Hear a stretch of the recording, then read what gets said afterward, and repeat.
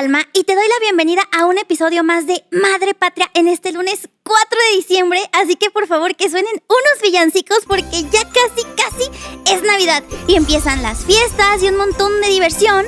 Y si hablamos de diversión, por favor, vámonos de bolón al resumen de la semana que se fue porque estuvo, pero lo que le sigue de divertida, y es que sigue estando, o sea, vamos a hablar de Nuevo León. Y es que, sí, hay mucha gente en el mundo jurídico, legislativo, político que no se despega de lo que pasó y de lo que sigue pasando. No sé en este momento en el que me estés escuchando ya en qué punto vamos, pero voy a intentarte hacer un recuento de todo lo que ha pasado y ya tú sacas tus opiniones, bebé de luz. Todo empezó cuando Samuel García decidió ser precandidato a la presidencia de la República, porque ahí empezaron algunos problemas. Y es que el Congreso de Nuevo León como que había tenido algunos roces con el gobernador y era el Congreso de Nuevo León el que tenía que aceptarle la licencia para que pues él pudiera irse a campaña y a precampaña. Pero sin miedo al éxito, el gobernador dijo, se juega. Y de manera un poco sorpresiva, el Congreso de Nuevo León dijo, va, te acepto tu licencia, la cual iba a empezar a partir del 2 de diciembre. Entonces Samuel García dijo, pues antes del 2 de diciembre ya me voy a mi precampaña y pues dejo a mi secretario de gobierno como encargado de despacho porque pues esto es una ausencia menor a 30 días. Y pues puso a Javier Navarro. Pero el Congreso nombró a José Arturo Salinas, presidente del Tribunal Superior de Justicia del Estado, como gobernador interino. Un movimiento que para muchos no fue muy constitucional. La situación llegó hasta el Tribunal Electoral Federal y a la Suprema Corte. Y nuestra Corte suspendió ambos nombramientos, o sea, tanto el de Javier Navarro como el de José Arturo Salinas. Y dijo que el Congreso local debía nombrar a un gobernador interino. Frente a esto, las fuerzas políticas intentaron llegar a acuerdos para, pues ya sabes, la gobernabilidad del Estado, pero se detuvieron en un punto, el nombramiento del fiscal de Nuevo León. Así que Samuel García pausó su precampaña y la noche del 28 de noviembre regresó a ser gobernador y dijo que iba a dejar, después del 1 de diciembre, a Javier Navarro como encargado de despacho. Y el Congreso, el 29 de noviembre, hizo el nombramiento del nuevo gobernador interino. Y el Congreso nombró a Luis Orozco, ex vicefiscal, como el nuevo gobernador interino. En medio de una sesión que fue interrumpida por manifestantes un poco disruptivos y que llevaban hasta como bombas de humo. Y aquí empezó la pelea en los juzgados con decisiones un poco contradictorias entre ellas. Por ejemplo, una a favor de Navarro como encargado de despacho. Otra contra la designación de Luis Orozco. Otra impidiendo la licencia de Samuel García hasta que no se arreglara el asunto del sustituto. Otra para que el Congreso de Nuevo León sí designara a un sustituto, pero por unanimidad y afín al partido del gobernador. Y en medio de todo esto, el Palacio de Gobierno y el Congreso fueron custodiados por dos fuerzas públicas diferentes, de bandos diferentes. Rarísimo. El asunto es que mientras más y más se acercaba la fecha límite para Samuel García, porque tú debes saber, bebé de luz,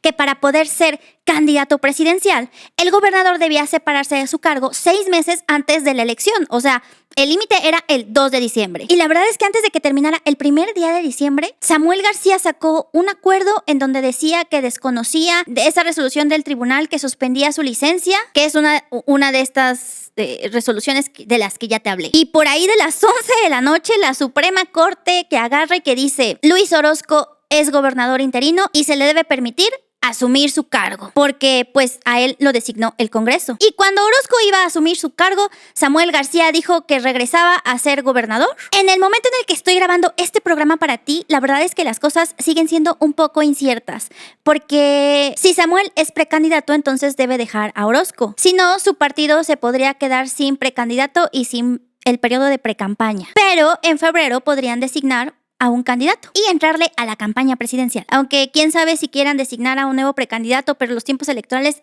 rarísimo. Rarísima la situación. Y hablando de esta cosa rarísima, pues seguramente tú te enteraste del pleito que tuvo el expresidente de México, Vicente Fox, con Mariana Rodríguez. Que qué pena es que nos vayamos a perder la campaña presidencial de Mariana porque lo estaba haciendo excelentemente. El asunto es que Vicente Fox hizo unos comentarios un poco machistas y misóginos contra Mariana. Mariana respondió respondió y toda la comunidad respaldó a Mariana, incluso Xóchitl Gálvez. Todo terminó en que le suspendieron la cuenta de Twitter o de X al expresidente. En el Senado se acabó la primera parte de la terna de la Suprema Corte de Justicia de la Nación. O sea, se escucharon las comparecencias de las primeras 3 propuestas para la terna a ocupar un cargo como ministra de la Suprema Corte. O sea, escuchamos a Lenia Batres, a Berta Alcalde y a Estela Ruiz. La verdad es que tú puedes ver estas comparecencias en los canales públicos del Senado y lo cierto es que como que algunos conceptos parecían un poco confusos para ellas, pero lo más cierto es que las últimas 2, o sea, Lenia Batres y Estela Ríos, la verdad es que mostraron muy fuertemente su partidismo, o sea, su militancia hacia Morena y su incondicionalidad al presidente. La terna fue bateada por el Senado de la República 2 veces, hubo una primera votación, se rechazó, no se alcanzó la mayoría necesaria, se votó por segunda vez, no se alcanzó la mayoría necesaria, así que eso ya no pasó y el presidente a los 2 días nos volvió a mandar una nueva terna con 2 candidatas que ya conoces. Berta Alcalde, Lenia Batres y Eréndira Cruz. Esta última es jefa de Asuntos Jurídicos en la Secretaría de Cultura. Fue visitadora de la Comisión Nacional de Derechos Humanos, fiscal especializada de personas desaparecidas en la antigua PGR, o sea, en el gobierno de Peña Nieto. En esta semana el Senado podría analizar esta terna, así que tienes que estar muy pendiente. Sobre la reducción de la jornada laboral, el dictamen se regresó a la Comisión de Puntos Constitucionales en donde ya había sido aprobado para que se le integren las conclusiones de los foros del Parlamento Abierto. Quizás escuchaste que esto significa que hay problemas como inconstitucionales y como contra el proceso legislativo, pero lo cierto es que depende de que hagan los diputados, porque incorporar las conclusiones de los foros puede hacerse a través de una adenda. Y si quieren modificar el dictamen, como dicen que se quiere modificar para que la transición de la reducción de la jornada laboral sea gradual, pues se puede hacer a través de una reserva en el Pleno. Pero lo importante aquí es que te anotes 2 fechas. La primera es que el presidente de la Comisión de Puntos Constitucionales dijo que antes del 7 de diciembre el dictamen ya quedaba planchado por la comisión. Y la diputada Susana Prieto nos avisó de que el 12 de diciembre es la fecha para discutirlo en el Pleno, o sea, por todos los diputados y por todas las diputadas. Siguiendo con lo que pasó en la Cámara de Diputados, se aprobó la extinción de Notimex. La oposición dijo que pues había que pensar en los trabajadores, en los derechos que tenían las personas trabajadoras sindicalizadas, en las jubilaciones, pero pues la mayoría de Morena se impuso y esto se extinguió.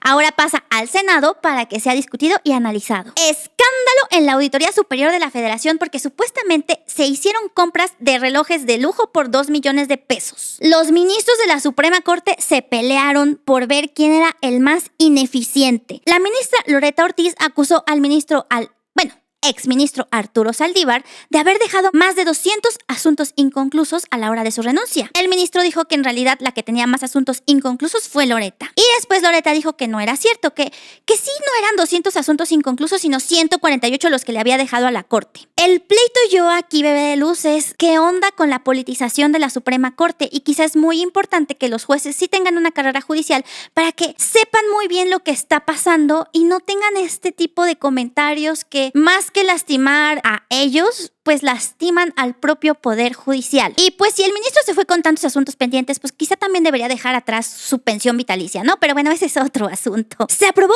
en la Cámara de Diputados una reforma sobre los procedimientos administrativos sancionadores para adicionar que la facultad que tienen las autoridades para imponer sanciones de carácter administrativo caducará en un plazo de 5 años desde que se realizó la conducta. Esto fue regresado al Senado porque pues ya había sido aprobado al Senado, Cámara de Diputados lo modificó y ya tiene fecha para ser discutido esta semana. Empezó la regularización de autos chocolate, así que puedes ir a ver en el Diario Oficial de la Federación cómo va a estar todo el asunto. Y en buenas noticias, la Cámara de Diputados aprobó la eliminación de microplásticos en maquillajes. Freelancers, atención, en el Diario Oficial de la Federación ya fue publicada esta reforma de la que te hablé en unos episodios atrás de Madre Patria. Esta reforma permite que trabajadores independientes puedan pues tener una pensión y como acceso a seguridad social, así que chécala en el Diario Oficial de la Federación. Y el presidente avisó que en consenso con el sector empresarial, en el 2024 el salario mínimo subirá en un 20%. Esto quiere decir que los salarios quedarán en 7,508 y en 11,403 para la zona fronteriza. Bebé de luz, la verdad es que esta semana que se fue también muchas personas me compartieron sus listas de Spotify del año y muchas me permitieron ser su top 3,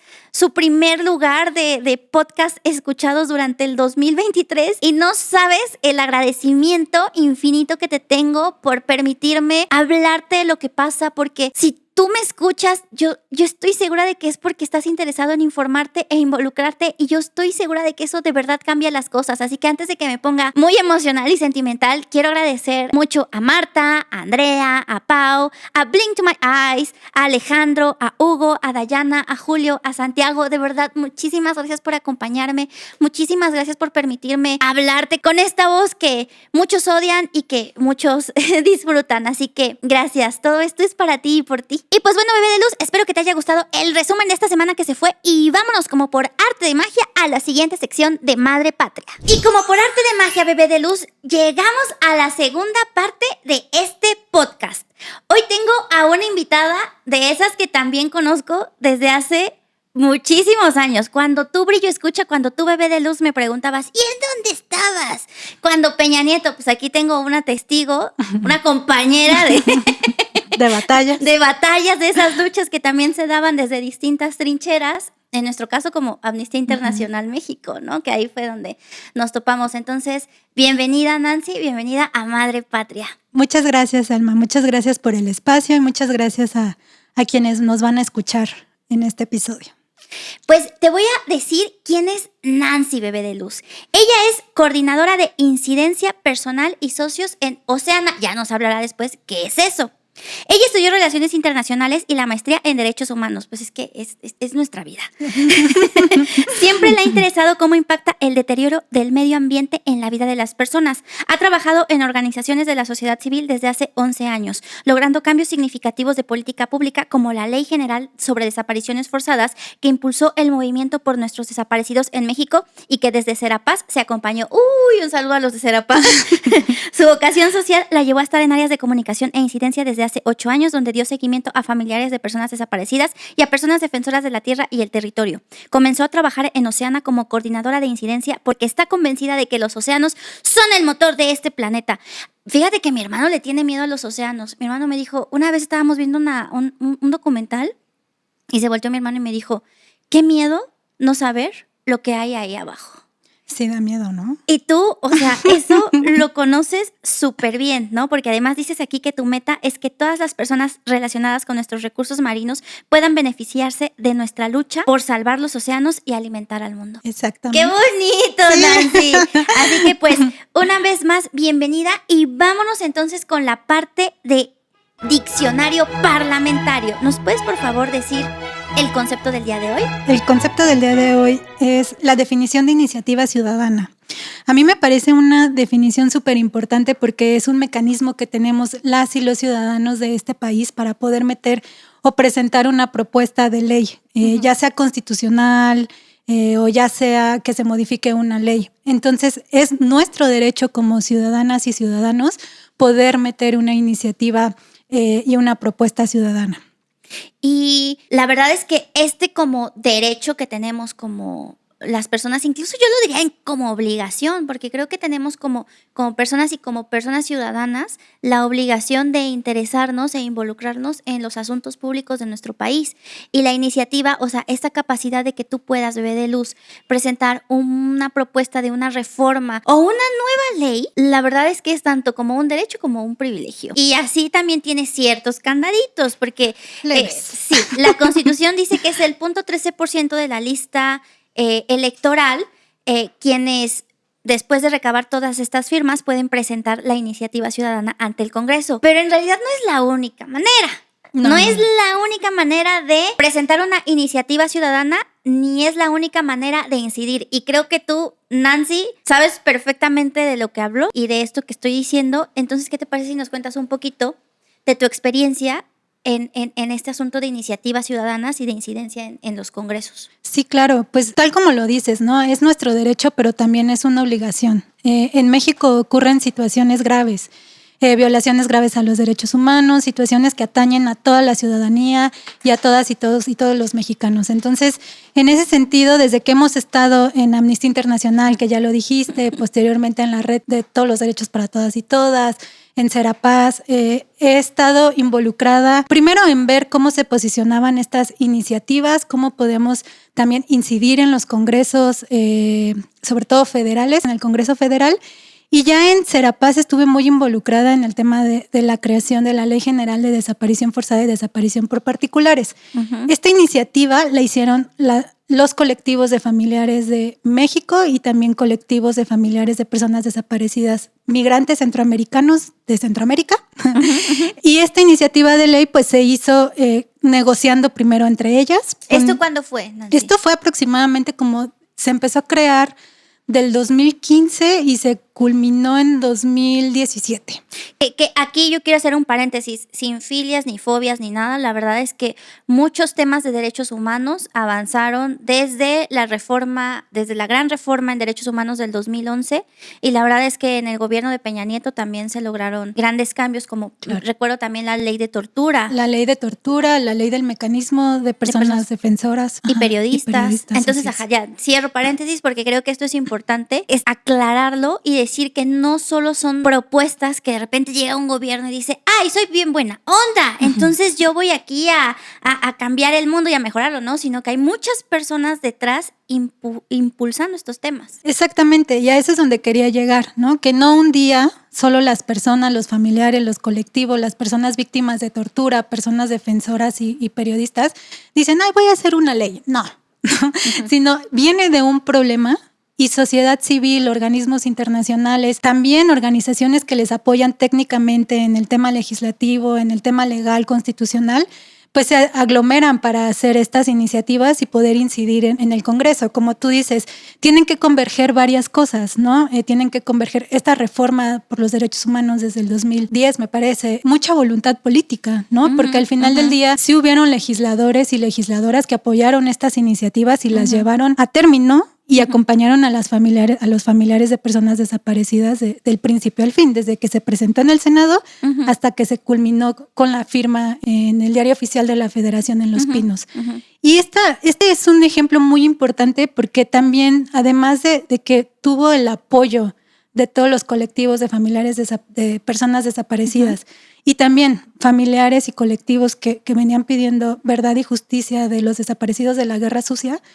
Es que de la Guerra Sucia en los años 70. De la Guerra Sucia en los años 70. O sea, esto sabemos que es un fenómeno generalizado, ¿no? Sí, o sea, no es algo de mucho tiempo. No le estamos diciendo ahorita que este gobierno ni el pasado, sino llevamos décadas sí. Con este problema que lastima a la sociedad. Exactamente. Y justo esto también se traspasó a la sociedad, ¿no? Se juntaron firmas, se juntaron aproximadamente como 200,000 firmas de ciudadanas y ciudadanos que apoyaban a las familias. Las familias salieron a las calles, a sus espacios públicos de todos los estados a pedir las firmas, tanto digitales como firmas a mano. Buscaban este apoyo. Se construyó un apoyo también social, de medios de comunicación, en redes sociales, y un apoyo también de las autoridades. Las familias sentaron a negociar en este proceso de iniciativa y de negociación a Segov, a la Marina, al Ejército, a Gobernación, a legisladores, a todas a la Fiscalía, bueno, en ese entonces aún era PGR. O sea, sentaron y negociaron y llegaron a los puntos mínimos que ellas necesitaban para encontrar a sus seres queridos, que era la creación de la comisión de búsqueda con la participación de las familias. Y esto fue muy importante, ¿no? Porque lo mismo ocurrió en el tema de la tortura, del mecanismo de personas defensoras. Hablamos de fenómenos muy grandes como de desaparición, pero sí me gustaría dejar muy claro a las radioescuchas y radioescuchas que es nuestro derecho así como nuestra obligación, ¿no? Y que normalmente nos hacen pensar también que entrar al Congreso y cabildear, y que cabildeo tiene una palabra y es una connotación negativa, mala, ¿no? Sí, ¿no? Porque vas a hacer cabildeo. Exacto. Mueves intereses. Exacto. Pues, sí hay intereses, ¿no? Sí, pero estos intereses no necesariamente son económicos o son a favor de una minería o a favor de una farmacéutica, sino son intereses a favor de los derechos sociales y ambientales y humanos, ¿no? Que si bien algunas organizaciones tienen la facultad o también el privilegio, porque están en la Ciudad de México, de utilizar sus recursos para hacerlo, a mí se me hace muy válido. Y es un derecho que también todas y todos los que trabajamos en las organizaciones tenemos porque somos ciudadanas y ciudadanos. Y a veces nos hacen pensar que estos son espacios de privilegio, ¿no? Tú sabes, para nosotros entrar al Congreso a veces es como, oye, necesito un acceso. oye esto, ¿no? Tienes que estar ahí rascando los accesos. Sí, porque las puertas no están abiertas al público y aunque este gobierno sí prometió que eso cambiaría, no ha cambiado. No, y yo honestamente, bueno, igual y antes por todo el proceso de ley de desaparición era muy fácil entrar, ¿no? Porque estaba muy en lo mediático, era parte de su agenda. Ahora en los temas de pesca y protección de los océanos es un poco más complejo porque hay intereses económicos. O sea, hay muchos intereses económicos de muchísimas empresas del sector empresarial en que pasen o no pasen ciertas cosas. Sí, y también hay prioridades en el país, ¿no? Hemos visto que las iniciativas que más se han movido y rapidísimo son las que envía el Ejecutivo o las que tienen que ver con estos proyectos estructurales del Ejecutivo, ¿no? Ustedes como sociedad civil, ¿sí han visto un cambio en eso? O sea, que ahorita los proyectos se mueven más del Ejecutivo que lo que pasaba antes. Por ejemplo, yo recuerdo, no sé si esa batalla te tocó a ti, pero a mí me tocó en diputados. El presidente Peña Nieto envió una iniciativa de matrimonio igualitario y no pasó porque pues, no era su agenda. Y no, incluso en su partido pues había muchas diferencias. Y yo me acuerdo mucho, para mí eso fue como un golpe de realidad porque cuando metió el presidente esta iniciativa yo dije, va a pasar, es una iniciativa presidencial, por supuesto. Y de repente se voltearon mis compañeros y me dijeron, obvio. No va a pasar, Alma, obvio no, claro que no, aunque la haya metido el presidente. Y yo, ¿cómo? Pero la metió el presidente. No, pero hoy sí, lo que dice el presidente se hace. Claro. Una diferencia muy grande. ¿Ustedes la han llegado a ver algo así? Sí, o sea, creo que más en los temas que nos atañen, que son los temas de, sobre todo la pesca sustentable, gobernanza participativa del sector pesquero, no es una prioridad para el gobierno porque conocemos que sus prioridades están pues en sus proyectos, en sus agendas que tú ya múltiples veces has mencionado acá. Entonces sí creo que el Congreso está muy alineado con el presidente, ¿no? Con el Ejecutivo. Y entonces eso hace que no se puedan mirar otras propuestas porque se le dan prioridades, pues se le da prioridad a las que les mandan del Ejecutivo. Entonces eso sí hace que cuando, por ejemplo, desde Oceana hemos estado proponiendo una ley para que se reforme la Ley General de Pesca y que se le den, pues que se puedan recuperar especies pesqueras que ya están en peligro, ¿no? Que pueden desaparecer y son especies pesqueras que nos alimentan y que además... ¿Cómo cuáles? Como por ejemplo el guachinango, la lisa. ¿El guachinango está en peligro? ¿El guachinango está en peligro? Sí, en Veracruz está en deterioro. Y es como la cosa que más también, el producto que más se exporta también a Estados Unidos para el Golfo, por ejemplo, de México. Muchos pescadores artesanales ribereños, que son los que pescan en las costas, los que salen en las lanchitas que vemos. Eso es un pescador artesanal. Ese es un pescador artesanal. Son 200,000 pescadores artesanales en las costas de México, pero son quienes ponen los alimentos en nuestras mesas, que es el guachinango, la lisa, el botete, pues pescados de muy alto valor proteínico, o sea, tienen mucha proteína y muy bajo precio, ¿no? Y son muy buenos a comparación. Muy accesibles. De al salmón o cosas así que sí, el salmón no es accesible y tampoco es sano. Por ejemplo, ya por el mercurio, ¿no? Por el mercurio y los antibióticos. ¿Cuáles antibióticos? El tema de los antibióticos. Esto sí se los voy a contar rapidísimo. En Chile está la pesca de acuacultura, que creo que es de las más grandes del país, de salmón. Bueno, no es acuacultura. Entonces los meten como en unos espacios muy pequeños y los salmones se enferman. Entonces los llenan de antibióticos. Y estos antibióticos, ¿quién los consume? Nosotras. Exactamente. Pero la buena noticia es que la oficina de Oceana en Chile metió una iniciativa que ha estado luchando ya desde hace muchos años, que ya se aprobó este año para que se reduzca el uso de antibióticos en estas granjas de salmón. A ver, y ese salmón lo exportan aquí a México. Sí. Y ese es el que nos comemos. Y es el que nos comemos. Salmón exportado súper carísimo, con antibióticos. Exacto. ¡Wow! Y esto no que nos estás contando del ejemplo de Oceana en Chile se me hace muy interesante porque pues es que cada país, cada región, así como cada estado tiene como sus particularidades. Por eso es que organizaciones de sociedad civil, o sea, de la gente que está involucrada en esos temas y que los conoce perfectamente, pues saben muy bien qué es lo que se necesita llevar al Congreso o a los congresos locales para que las situaciones mejoren, ¿no? O sea, aquí nos estás hablando de que hay 200,000 pescadores artesanales en México, o sea, 200,000 personas dedicadas a esto. Exacto.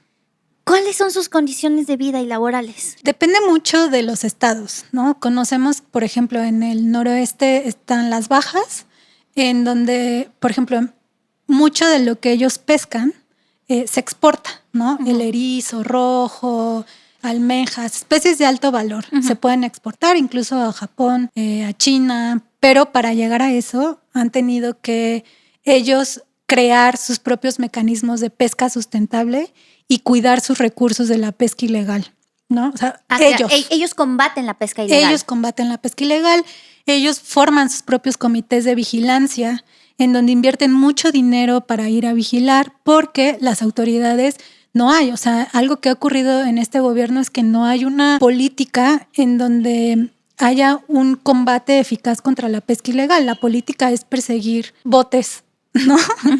En lanchas en el mar. Y eso no es eficiente, eso no es eficaz, eso no ayuda al pescador. ¿Por qué no hay una política de esto? Creemos básicamente que es por tema de presupuesto y porque hay la austeridad y porque hay un tema también de facultades. La CONAPESCA, que es la institución que se dedica, que es parte de la SADER, de la Secretaría de Agricultura. CONAPESCA es parte de esta secretaría y quedó con muy pocos recursos. Los recursos que tiene es básicamente para el bien pesca. Entrega bien pesca. El bien pesca es el equivalente al apoyo que le dan a los adultos mayores, pero se le da a los pescadores 7,500, 600 pesos anuales que sirven para muy pocas cosas realmente. Eso no sirve ni para una salida en el mar, ¿no? Entonces, si un pescador está cooperativizado, o sea que, porque en México estos pescadores se pueden unir en cooperativas pesqueras y esas cooperativas en federaciones y esas federaciones en confederaciones. Si están organizados, tienen sus propias formas de organizarse, de tener, como de gestionar sus recursos, ¿no? Pero no en todos los estados es lo mismo, ¿no? No podemos hablar de una situación en donde en Baja California Norte exportan y en Oaxaca es de autoconsumo. Pero todos tienen esto en común, ¿no? Que ven que sus recursos se están agotando, que ven que sus recursos cada vez tienen que salir más lejos de las orillas del mar. Hay que entender que estos pescadores artesanales pescan a las orillas del mar y ahí había mucho recurso.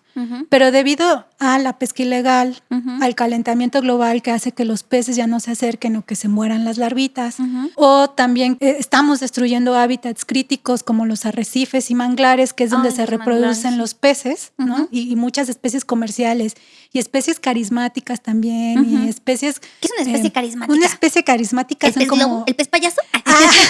Sí. Ambas, sí puede ser, aunque se comen ambas.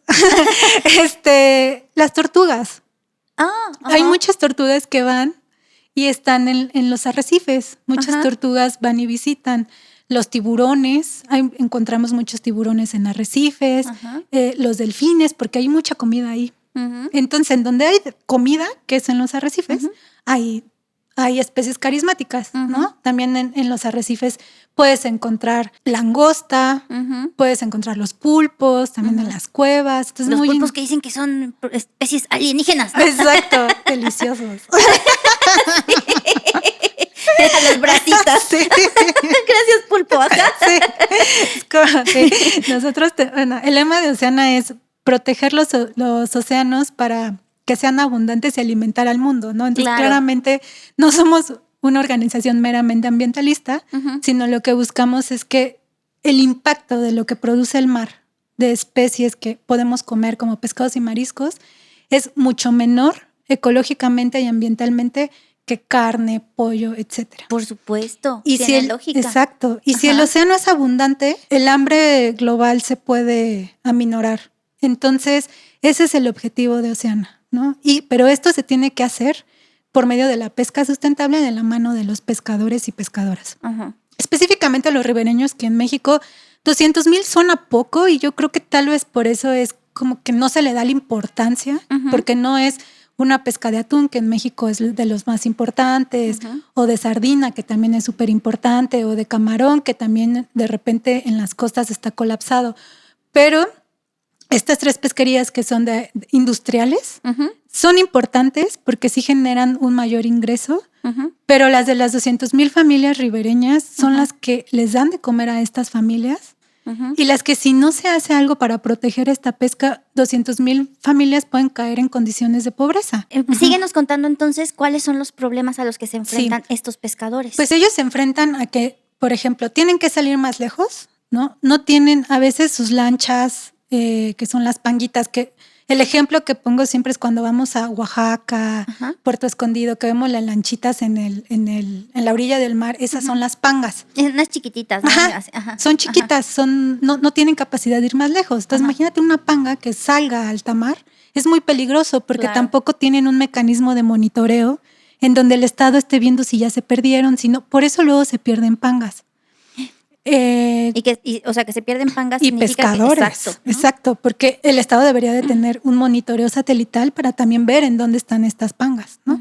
¿Qué teoría no se hace? Porque pescan cerca, pero como no hay ya peces, se van más lejos, porque tienen que darles de comer a su familia, tienen que alimentar a sus hijos, que vayan a la escuela, no tienen seguridad social la mayoría de ellos, o sea, si algo les pasa, se lastiman, tienen que hacer con sus propios recursos.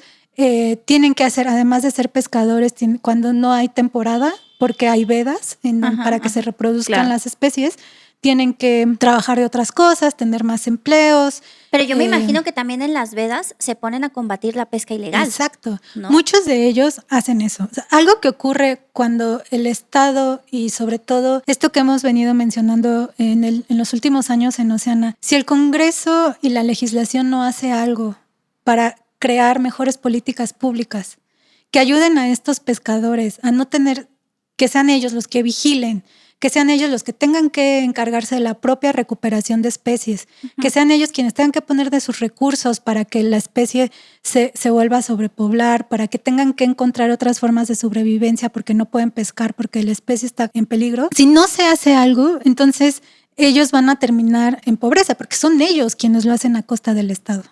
Son ellos. Y aquí entonces me regreso a algo que nos estabas contando y que creo que yo te interrumpí, que era el asunto de bien pesca, ¿no? Y que que está ligado a que ya pues no hay programas del gobierno que combatan la pesca ilegal por un problema de atribuciones. Y creo que ahí yo te interrumpí y nos habíamos quedado. Perdóname. No te preocupes. Algo que también hemos estado observando es que a la Marina se le pasó todo este tema de la vigilancia en el mar, ¿no? De vigilar la pesca ilegal. Porque Conapesca ya no tiene muy pocos inspectores, ¿no? Y antes Conapesca se encargaba de esto. Antes Conapesca se encargaba de esto, tenía inspectores en los puntos, en los puertos, en los puertos marinos importantes, básicamente en toda la costa.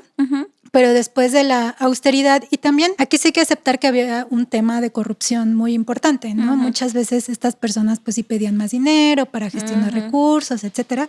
Pero pues entre que fue el pretexto y que fue verdad, quitaron a muchos inspectores también por tema de recursos. Entonces aquí se hizo un... Y me imagino que no hay ningún inspector encarcelado ni en juicio, nada. Simplemente todos son corruptos, todos se van, ¿no?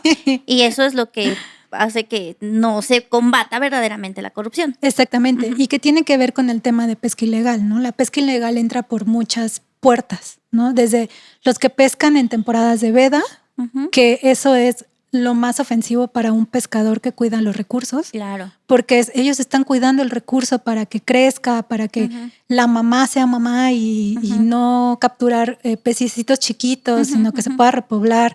Cuidan muchísimo los arrecifes. Imagínate que un pescador propone un área de refugio pesquero, que nadie puede pescar en cierto tiempo aquí hasta que se repoble. Eso es impactante, claro, porque ellos están poniendo una barrera para pescar y tienen que recurrir a otro tipo de actividades económicas como la turistera, pero una actividad económica turistera responsable además, porque ellos tienen que cuidar que el recurso y la forma en cómo se hace también turismo, ellos también están viendo un turismo mucho más responsable. Realmente, o sea, lo que llevo trabajando con pescadores en estas regiones ha sido muy impactante ver cómo ellos se autovedan y cómo ellos han tenido que recuperar sus recursos a pesar del Estado, porque en el Estado no tiene la obligación hasta ahora, porque no está en la ley, de que les recuperen las especies que están en deterioro. Que esa es una de las propuestas que Oceana puso sobre la mesa. Pero regresando a las atribuciones de la Marina, se le dan como estas facultades a la Marina en el tema de tú tienes que hacer inspección y vigilancia ahora, pero no tiene la facultad legislativa. Todavía está atorada en diputados y ya lleva un rato. La congeladora, esperemos que no esté en la congeladora, sino en espera. Ajá. Sí. Ajá. Y ya lleva un rato. Nosotros conocemos que la Marina ha intentado mover esta iniciativa porque a ellos también les conviene tener estas facultades, porque si no pueden, hacen su trabajo a ciegas. Y siendo una institución tan ABCD, tan cuadrada, no se saltan ciertas cosas. Sí. Entonces, queda ahí esa atribución y también queda la atribución de qué pasa cuando decomisan un producto que es ilegal, ¿no? O que se pescó en una zona de refugio pesquero o en un área natural protegida, o que son juveniles, o que están pescando otra cosa de la que no dice su permiso, de la que dice su permiso. ¿Qué pasa con eso? O sea, no pasa nada, solo decomisan el producto y ya, no saben qué pasa, ¿no? No hay una sanción tampoco contra los que están cometiendo la pesca ilegal. Entonces, ese tipo de facultades son las que están ahí como que no ayudan y que hacen que los propios pescadores hayan tenido que crear sus propios comités de vigilancia, ¿no? En Baja California Sur hay una red de refugios pesqueros en donde desde hace 20 años crearon un comité de vigilancia en donde ellos tienen lanchas, cámaras de alto alcance, drones, pero eso lo han construido con esfuerzo de las comunidades, con sus recursos, con poco apoyo del Estado. Y durante, muchas administraciones, pero son 20, estamos hablando de 20 años. Exacto. Y también hay pescadores que nos dicen, hay muchos y la mayoría coinciden, es que cuando tú hablas con cualquier persona yo al principio cuando entré a Oceana me decían, es que los pescadores son los que más dañan el recurso pesquero, ¿no? Son los depredadores del mar. Sí, hay una imagen de eso. Hay una imagen de eso, ¿no? Y tú dices, cuando empecé a conocer y empecé a ver y empecé a informarme más porque yo no trabajaba con el sector pesquero, lo que vi es que no es cierto. O sea, sí hay personas que tienen poco cuidado, pero también viene de un tema estructural. O sea, es un tema de no tiene permiso, pero tiene que llevar de comer algo a su familia. Claro. Por lo menos lo que pescan. Claro. ¿No? A veces es la única opción porque ocurre un tema de salud que no tienen cómo cubrir y tienen que salir a pescar en temporada de veda. O en pandemia, que la única forma que tenían muchos de ellos para comer era salir a pescar. Por supuesto. ¿No? Entonces también eso proviene de un tema estructural, pero también son ellos quienes cada vez son más conscientes e intentan concientizar a sus comunidades de cómo hay que pescar más sustentablemente, ¿no? Y por eso es que piden, y por eso es que a partir de eso, desde Oceana hicimos esta iniciativa para poder incidir en el Senado, que ya se presentó, que es la obligación que tienen las autoridades pesqueras para recuperar estas especies de la mano de pescadores, que esto es muy importante, porque muchas veces INAPESCA es los científicos que toman las decisiones sobre los temas pesqueros, es la institución, y muchas veces toman decisiones desde su escritorio sin saber que las condiciones han cambiado, ¿no? Entonces dicen, tienen que venir a consultarnos, porque no me pueden cambiar un arte de pesca, ¿no? Un arte de pesca es cómo sacan el animalito, a decirme tiene que ser con una jaula, por ejemplo la langosta en Oaxaca, cuando aquí, porque así es como se pesca en Quintana Roo y en Yucatán, porque el fondo marino es plano, ¿no? Pero en Oaxaca todos hemos ido al Pacífico, ¿cómo es? O sea, no hay forma, ¿no?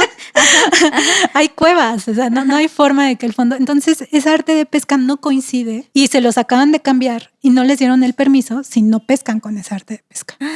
Entonces, es impresionante el desconocimiento también que existe de parte de las autoridades. Y si esta ley, esta iniciativa que estamos proponiendo pasara, ayudaría mucho a tener Sabemos que una ley no va a modificar todo de la noche a la mañana. No. Falta la implementación y eso también es un reto. Y la voluntad política. Y el recurso. Eso.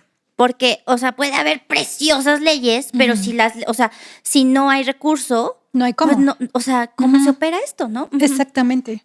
Eso también creemos que es parte de lo que está deteniendo estas iniciativas pesqueras. Porque cuando nosotros trabajamos esta iniciativa con la senadora Nancy Sánchez... Ella es presidenta de la Comisión de Agricultura, Ganadería, Pesca y Desarrollo Rural, una comisión muy amplia. También se metieron... Que a ver, se amplió porque, pues, por austeridad, supuestamente se redujeron las comisiones. Sí. Ajá. Pero recientemente se acaba de crear otra vez la Comisión de Pesca, ¿no? En el Senado. A nada de que desaparezca la legislatura. Exactamente. Bueno, pero es la esperanza ahorita. Pero el tema es, estas iniciativas también se trabajaron junto con unas de gobernanza y equidad de género, ¿no? Porque es muy importante reconocer el papel de las mujeres en la pesca, pero no solo en la pesca, sino en toda la cadena de valor. ¿Por qué? Porque cuando hablamos de la pesca de estos 200,000 pescadores ribereños, ellos son los que salen a pescar, pero está toda la cadena de valor, que son las que compran, los restauranteras, las que quitan las cáscaras, las que descabezan, las que empaquetan, y la mayoría de ellas son mujeres. Que trabajan en el sector pesquero ribereño y en la cadena de valor. Entonces es importante reconocer su papel. Y trabajamos con 2 cooperativas de mujeres pescadoras que están restaurando que están restaurando la almeja, chocolata en Sinaloa, en Altata, que están restaurando manglares. Hacen un trabajo bien bonito, ¿no? Y también las guardianas del Conchalito en Baja California Sur, en La Paz, que también están trabajando la restauración de manglar. Saludos a todas ellas. Sí, no, son increíbles. Ojalá algún día puedas hablar con ellas, porque son restauradoras, ¿no? Cuidan ecosistemas críticos como los manglares, porque conocen la importancia. ¿Qué es un manglar?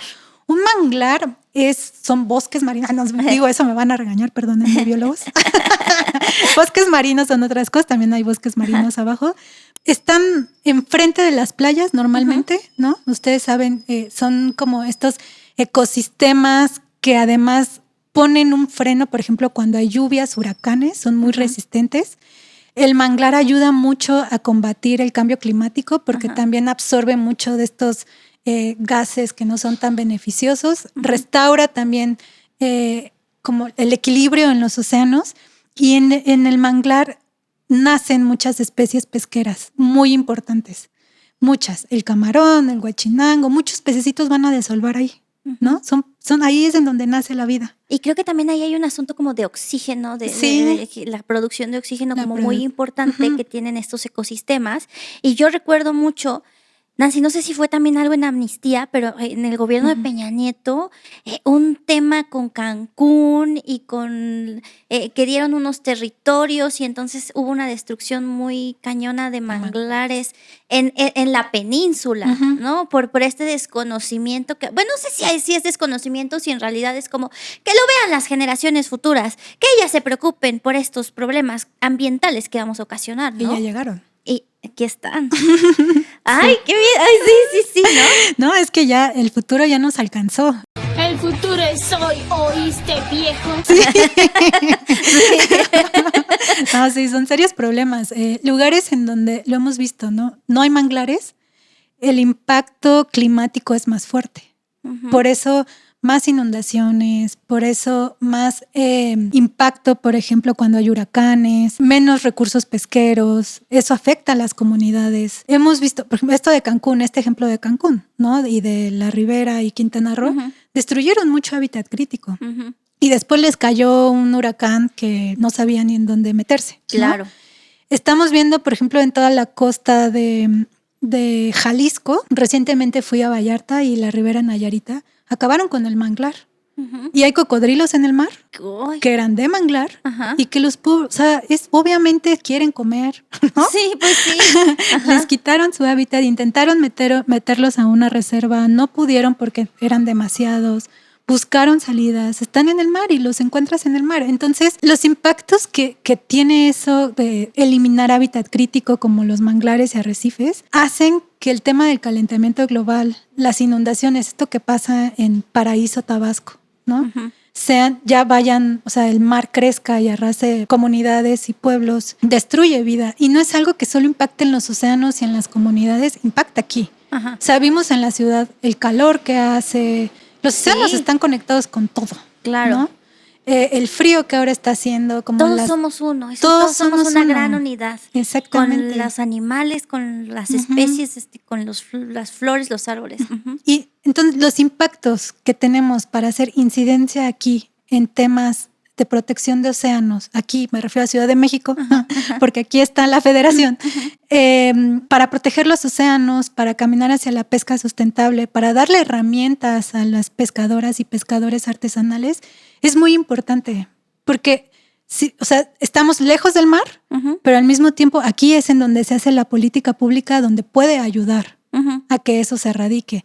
Y como decimos, el cambio climático ya está aquí. O sea, las catástrofes ya están ocurriendo. Lo que ocurrió en Acapulco no fue un tema de que de repente se hiciera un huracán categoría 5 de la nada. Eso es consecuencia del calentamiento global.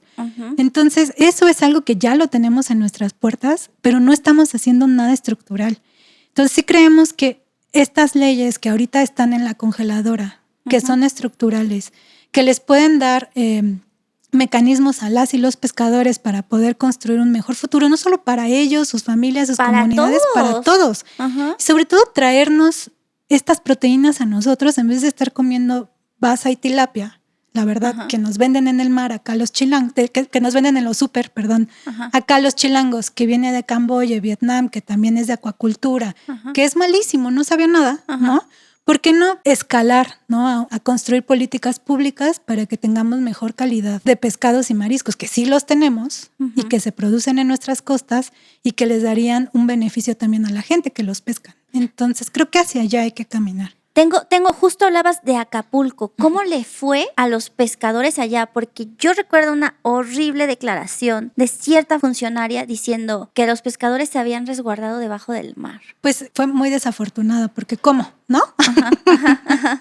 Sí pasa por un tema también estructural, o sea, de la pobreza estructural que viven muchos de los pescadores de las costas, ¿no? Hablaba de pescadores más tal vez como privilegiados un poco, ¿no? Que son los del norte porque tienen su propio estado permite una mayor organización, también porque tienen recursos de mayor valor. Cuando hablo de recursos hablo de peces, ¿no? Que se pueden exportar. Pero en Guerrero el problema de la pobreza estructural, de todos estos temas sociales estructurales, pues hace que ellos cuando haya un huracán o que no, también había un desconocimiento, dicen, de no sabían que se iba a convertir en huracán categoría 5, pues vayan y protejan sus pangas, sus lanchas, ¿no? O los dueños de yates les digan, te pago $1,000 para que vengas a cuidar mi yate. Pues, ¿qué haces? O sea, si tú dices, ay, es una tormenta tropical, pues me voy, ¿no? Sí, claro. O sea, no es un huracán tan intenso, me voy. O tengo que ir a cuidar mi lancha porque nadie me la va a regresar, porque una de las cosas que ha ocurrido es que el bien pesca, pues no alcanza para que puedan renovar. Una panga cuesta $200,000. $200,000. Sí, un motor cuesta $150,000. Es mucho dinero para perderlo. Claro. ¿No? Entonces lo que hicieron fue decir, yo no puedo darme el lujo de perder mi forma de vida, voy y arriesgo mi vida. Entonces, de nuevo, son estos temas estructurales que atraviesan, ¿no? De los pescadores no tienen esa posibilidad de decir, tengo un seguro, como los hoteleros, ¿no? El seguro me lo va a reponer. No pueden, porque van al día muchas veces. Entonces, eso es un tema que creo que también viene de un desconocimiento del sector. Creo que se ha hablado mucho de que en este gobierno, por ejemplo, para las organizaciones de la sociedad civil, tú lo has visto, sobre todo internacional, tal vez nos cuesta un poco más de trabajo hacer nuestra chamba de incidencia en el Congreso, en el Senado, en la Cámara de Diputados, porque quieren hablar con la gente. Y eso es válido, pero que les abran las puertas y que realmente hablen con la gente, ¿no? Cuando se presentó la iniciativa, la senadora Nancy hizo un foro enorme en el Senado en donde se invitó a varias personas del sector pesquero, pescadoras, pescadores. También nosotras fuimos en Oceana a hacer como una serie de charlas en diferentes estados para ver qué opinaban de las iniciativas de ley, para mejorarlas. Fueron muy buenas, fueron tipo mesa técnicas. Y se hizo un trabajo muy importante en este año para que esa ley pues pudiera salir con la visión de la mayoría, ¿no? Pero sigue ahí. Y sabemos que muchas veces, o sea, sabemos que la senadora tiene la voluntad, sabemos que hay ganas de parte de ella, lo hemos hablado, de otros senadores y otras senadoras, pero también justo estos temas que este tema no termina de ser prioritario para esta administración. Y tampoco se escucha a la gente. O sea, sabemos que hay personas del sector pesquero que han pedido audiencias de, oye, quiero saber cómo va esto. No ha pasado nada, ¿no? Ni los ven ni los oyen. Ajá, entonces es muy complejo, ¿no? Es muy complejo porque sí se han abierto espacios. Por ejemplo, la senadora Nancy Sánchez ha ayudado mucho a las confederaciones y a las cooperativas pesqueras porque el SAT quería cobrarles más impuestos y eso los iba a matar y les ayudó de una manera impresionante. O sea, sí hay apoyo, pero estamos atendiendo los temas urgentes que son necesarios, como esto del SAT, pero creo que estamos dejando de lado los temas de mediano y largo plazo, como esto del calentamiento global que decíamos, de en unos años. Y ya lo estamos viviendo. Y yo cada vez veo que esto se acelera más. O sea, no es un tema de que nos vamos a quedar sin peces en 10 años, ¿no? Esto se puede acelerar con el ritmo del calentamiento global, de cómo se están calentando los mares. Y de nuestros consumos. Y de nuestros consumos. Porque la manera en la que estamos consumiendo ya creo que de repente puede ser un poco más irresponsable. Totalmente, sí. Sí, estamos sacando mucho más de lo que podemos porque no hay estudios de esfuerzos pesqueros. Eso es justamente esta iniciativa, que es lo que quiere hacer, ¿no? Si hay una especie que ya está bajando, ¿cómo no llegamos a que eso sea que se extinga, ¿no? Sino que se creen políticas de la mano de pescadores para que se puedan reproducir y pueda haber planes de manejo, así le llaman, ¿no? Planes de manejo integral. Entonces, a ver, si yo entiendo, hay 2 grandes iniciativas frenadas en el Congreso en tema pesquero importante, en tema de pesca importante. Una en la Cámara de Diputados, que es el tema de las facultades para que Semar pueda justo combatir la pesca ilegal. Y la otra que está detenida es la de en el Senado, que es el asunto de la recuperación de especies. Exacto. Y si tú me estás escuchando, bebé de luz, brillo, escucha, es que aunque hay voluntad política y aunque hay muchos esfuerzos detrás ahí, intentando cambiar las cosas, si nosotras no nos involucramos, si tú no te involucras, si tú no le exiges a tu gobierno, a tu representante, porque esto también, o sea, es un asunto de sí, en legisladores pueden querer legislar, pero si arriba les dicen pues no. ¿Y cómo logras? Ya, acuérdate, bebé, yo te lo he dicho, elevamos el costo político de las decisiones que toman los tomadores, pues de decisión, ¿no? Los gobernantes, representantes, cuando nos involucramos. Y si tú empiezas a exigir y hablar de estos temas de, oye, ¿qué está pasando con estas iniciativas? Oye, ¿qué pasa con la pesca? Oye, ¿qué pasa? Y no dejamos ni a sociedad civil, ni a los pescadores, ni a sus comunidades solas, yo creo que esos temas podrían caminar, ¿no? Entonces son estos las dos grandes iniciativas, ¿correcto? Sí, la primera es más allá de combatir la pesca ilegal, porque tiene que ser, eso es un plan mucho más integral, es que la Semar tenga facultades para poder hacer la inspección y vigilancia. Y facultades también implica recursos, implica otro tipo de acciones, nada más que perseguir lanchas en el mar. O sea, ¿no? Sí. Y creo que esto también tiene que ser de la mano con pescadores. O sea, es como mucho más amplio, pero eso ayudaría a que la Semar tuviera más facultades. Claro. Y la segunda sí, totalmente va en ese sentido. Y coincido contigo en que todas y todos tenemos que unirnos a este llamado. No es un tema ya de futuro, es un tema de presente. Y aprovechando pues que vamos a cambiar de gobierno, bueno, de gobierno, que vamos a estar en elecciones, que también van a haber diferentes elecciones de senadores y diputados, es momento ahí de pedir nuestras demandas ciudadanas. De exigirlo. De exigirlo, Nancy, hay que exigirlo. Condicionar el voto y decir, a ver, sí, pero pues, ¿qué va a pasar con la pesca, no? Claro. Y tenemos hoy 2 grandes candidatas, porque pues hay que está ahí medio raro. Oh, sí, esa noticia estuvo así de ¿qué? Sí, todos así, ¿qué está pasando? Ya pasó otra cosa. Sí, bueno, a quienes hay que pedirles y exigirles que atiendan este asunto. Claro, y que no sea solo un tema de, porque ellos nos lo dicen, ¿no? Cada que haya elecciones, vienen y nos prometen y no pasa nada, no pasa nada. Entonces también que se comprometan de verdad, papelito por delante, que vayan creando estas políticas con ellos, sobre todo los que son de sus estados. O sea, los elegimos nosotros, tienen una obligación con nosotros también. No están ahí porque algunos pues las pluri y así, ¿no? Pero aún así tienen una obligación. Sí, a ver, eso es democracia indirecta. Exactamente. Porque el voto les da la pluri.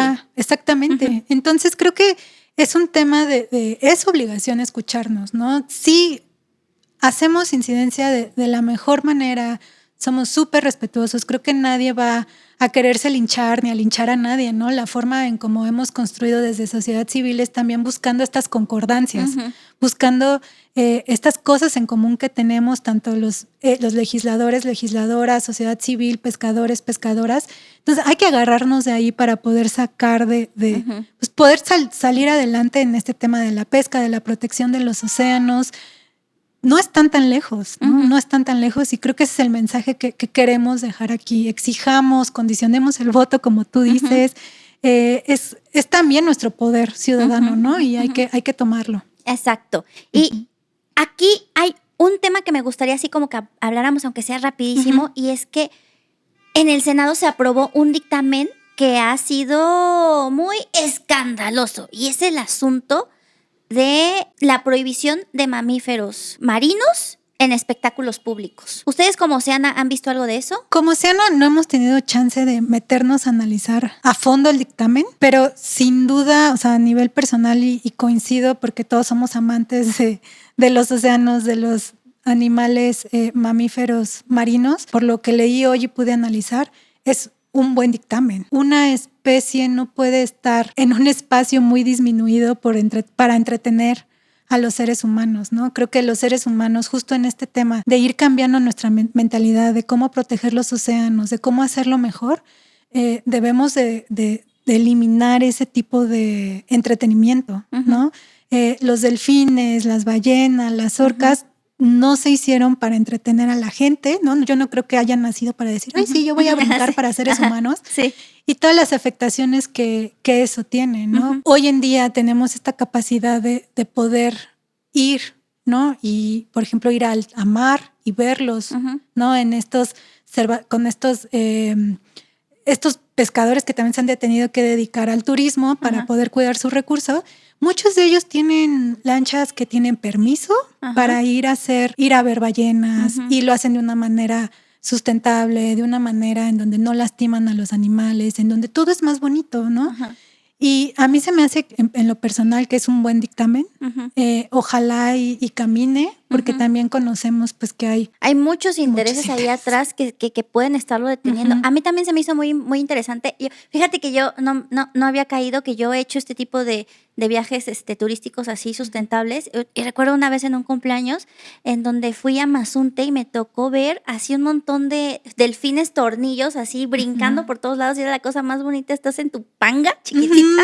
Hoy aprendí la panga, diccionario parlamentario, la voy a agregar. Y todo saltando y así como, wow, ¿no? Es increíble. Y es algo muy, muy, muy interesante. Y por eso yo también cuando de repente me empezaron a decir, es que el dictamen está mal y de repente lo vi mucho en redes, me senté a leer el dictamen y en realidad es que el dictamen dice que ningún ejemplar de mamífero marino, cualquiera que sea la especie, o sea, no estamos hablando solo de delfines, no, estamos hablando de cualquiera. Podrá ser sujeto de aprovechamiento extractivo, ya sea de subsistencia o comercial, con excepción de la captura que tenga por objeto la investigación científica y la educación superior de instituciones acreditadas. Porque pues sí, tenemos que seguir investigando y viendo este tema. A mí se me hizo muy diferente de lo que vivimos con lo de los circos, porque te cuento así rapidísimo, yo estuve en una reunión, estábamos acompañando a legisladores, a diputados y diputadas, y sí teníamos muchas observaciones al dictamen y decíamos, es que esto va a ser muy malo para los animales. ¿Qué va a pasar cuando se liberen? ¿Y cómo se van a liberar? ¿En dónde va a haber recursos? Y se tomó ahí una decisión por el costo político y era, no podemos votar en contra por el costo político que esto generaría en la opinión pública a la que se le vendió que era el maravilloso dictamen. Y no era un maravilloso dictamen, le costó la vida a muchos animales, pero creo que este dictamen justo también dice que los que ya estén en cautiverio pues, van a permanecer ahí toda su vida y tienen que tener buenas condiciones y solo ya no se les puede utilizar para estas cosas, ni siquiera para espectáculos itinerantes, porque también a los mamíferos los mueven. A mí se me hace un proyecto muy interesante, porque además también aborda el asunto de la reproducción de ejemplares de mamíferos bajo manejo intensivo, cuya finalidad no sea la reintroducción, la repoblación o la traslocación. O sea, creo que sí está cuidando mucho este asunto que se acaba de aprobar en el Senado, que toca analizarlo por el Pleno y ya después pues ver qué salida se le da también, yo creo que en un asunto no presupuestal, pero sí en su publicación en el DOF. Y yo no lo he visto mal, o sea, yo sí veo que es un proyecto bien curioso. Uh-huh. Sí, creo que es un paso, ¿no? Para erradicar estas actividades y esta forma de recreación. ¿Para quién? ¿No? Para los seres humanos. De nuevo, los seres humanos, hablando de esta, que tenemos que dejar de ser menos egoístas, ¿no? Y más bien seguir incentivando el cuidado de estos mamíferos marinos. Creo que sí es muy importante, creo que es un gran primer paso, y pues aquí hacerles el llamado de que, pues además de escuchar a estos intereses económicos, tal vez turísticos extranjeros, pues también escuchen a organizaciones ambientales, a gente que se dedica a la protección, ¿no? Y a la investigación, que nos informemos, que también informen a las y los ciudadanos, que pues que sea una construcción colectiva también de este dictamen, porque me parece que son las cosas que no se pueden desechar, ¿no? Ya a estas alturas, hablando de la mitigación también del calentamiento global, de lo que ocurre en los mares, todo suma. En los océanos, todo suma. Cualquier especie tiene su misión, ¿no? Todas, tiburones, ballenas, delfines, todo tiene una función específica en la vida biológica del mar. Entonces creo que hay que voltear a ver hacia allá, y hay otros mecanismos. Yo, no te lo firmo, pero ir a ver delfines en Mazunte, te juro que no fue tan caro como ir a ver delfines, que yo supongo en Playa del Carmen, que están en una alberca. Claro, ¿no? Claro. No, o en este complejo turístico, dicen que ecoturístico súper grande, donde además han muerto personas, y que te cobran carísimo. Sí. Entonces, creo que también ahí hay que ponderar, ¿no? Que los intereses económicos en cualquier tema, que sea ya en la protección de los océanos, bosques, ecosistemas, todo, tiene que priorizar la vida humana, ¿no? Y la vida humana, pero la vida ecológica también, y cómo esto es socioambientalmente, cómo converge, ¿no? Ya no podemos hablar de conservar el medio ambiente sin los seres humanos. Los seres humanos tenemos que ser activos en eso. No solamente en la práctica, sino también cuando hacemos estas leyes que protegen a este tipo de animales o este tipo de ecosistemas, ¿no? Pues, Nancy, ¿qué te parece si nos vamos con la última parte de este programa, la parte mágica musical?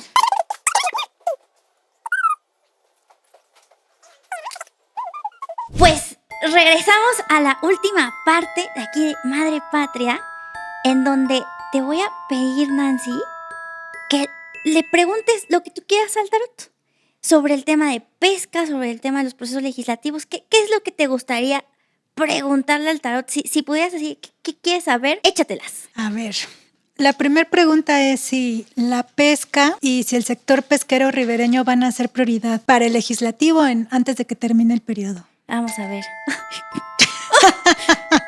Ya sabes la respuesta. Vamos a ver. Híjole, nos salió el mago, nos dice que sí.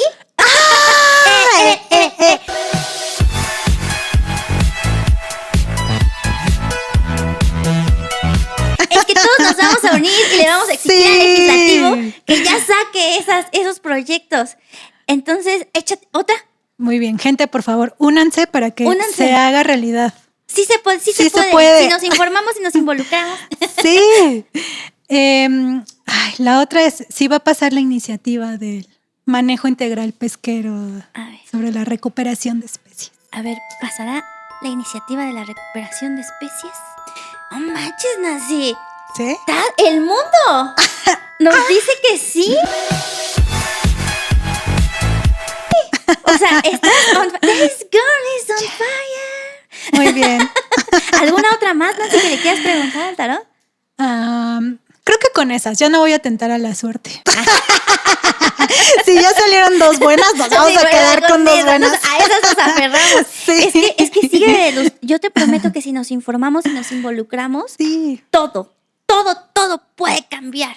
Sí. Incluso podemos, o sea, no vamos a cambiar que los delfines pues son agresivos, ¿verdad? Pero sí podemos protegerlos. Sí. Y agresivos bajo qué criterio también, ¿no? Sí, pues desde nuestra óptica humana, claro, ¿no? Exacto. Pero ellos pues tienen ahí sus son sus dinámicas, viven en alta mar, ¿para qué los quieren tener acá? Adoro este desvío, inesperado extravío. de alegría motivo y creo que ahora yo tengo la obligación de jugar mi rol. Entonces, ¿hay algo con lo que quieras cerrar, Nancy, para despedirte de este programa? Sí, pues invitarlas a que nos sigan en nuestras redes sociales de Oceana para que se sigan informando. Justo esto que tú decías, que se unan pues a nuestra voz, a las voces del sector pesquero artesanal, de las cooperativas, que nos sigan en Oceana México, así estamos en todas las redes sociales. Le voy a dejar aquí el link. Ajá. Gracias, Alma. Tenemos Instagram, Facebook, Twitter, próximamente TikTok. Me encanta el Estamos TikTok. en eso, sí, ya sé. Ya lo voy a tener que abrir. Y también el sitio web está así. Ahí tenemos todas las campañas, todas las líneas de trabajo que ya les conté un poco por acá. Y pues sobre todo en redes sociales síganos y amplíen esta voz, exíjanle a las legisladoras, sobre todo en el Senado, pues que esta iniciativa pueda ser una realidad. Pues Nancy, una vez más, gracias por estar De aquí. nada. Es siempre muy bonito coincidir. No manches de marchas, manifestaciones. Éramos unas niñas. Fiestas, grillas, sí, asambleas, Sí. y verte crecer y ver todo este trabajo tan precioso que haces y hoy como muy enfocado en los océanos. Muchas de verdad gracias. que qué bonito y qué bonito es poder coincidir. Así que pues nada, muchísimas gracias, Bebé de Luz, por acompañarme en un episodio más de Madre Patria. Deseo que tengas una bonita tarde, una bonita mañana, una bonita noche, dependiendo de cuándo me escuches.